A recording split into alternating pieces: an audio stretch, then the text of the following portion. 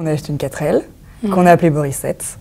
Parce que Borissette, c'est le nom d'une musique qu'on adore sur la disco. De Boris. Interview 4L, c'est parti.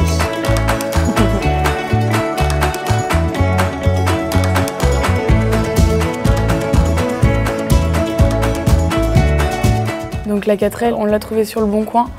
Direct, on l'a trouvée très vite, juste après, genre une quinzaine de jours après la fin du 4L Trophy de l'année d'avant. Du coup, dès l'été, on a commencé notre recherche de sponsors. On s'est très bien débrouillé à ce sujet-là. Après, le seul petit truc, c'est qu'à mon avis, on a un peu fait les choses à l'envers, à juste acheter la 4L avant, parce qu'on a acheté la 4L alors qu'au début, on n'avait pas de financement. On a au début, en fait, ciblé les personnes que nous, on connaissait, et on a récolté 11 000 € quand même.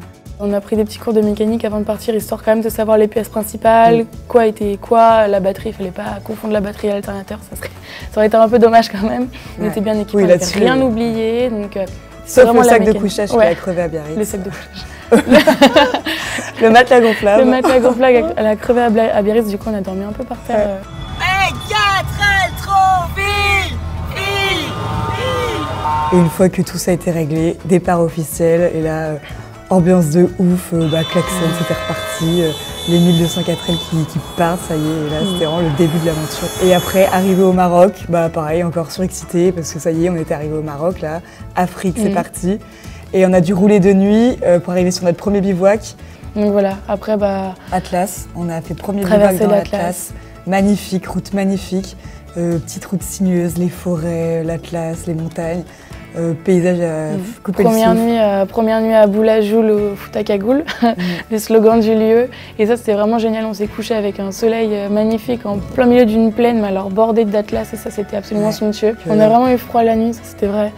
Mais il y avait des très belles soirées qui nous ont réchauffés. Le but du voyage aussi, donc, c'était d'emmener des fournitures scolaires à l'association Les Enfants du Désert, donc qui ont pour but d'aider les enfants du Maroc qui sont en difficulté. Donc on ramenait des feutres, des cahiers, des crayons, des ardoises. Ouais, on a pu les rencontrer et ça c'était cool. On a vraiment pendant une soirée, on a joué avec eux, on a dessiné avec eux et on se dit mais en fait des feutres, les coloriages, tout ça, je pense que c'est un truc bête pour nous, mais c'est bête pour nous, mais pour eux ils n'ont pas et on voit qu'ils sont vraiment très contents avec le peu qu'on peut leur apporter.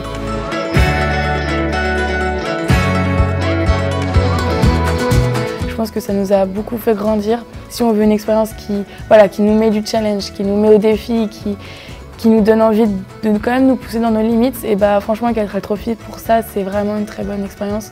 Et on en apprend forcément au bout d'un an de travail et 15 jours à fond. À la fin, c'est sûr qu'on en sort forcément différent.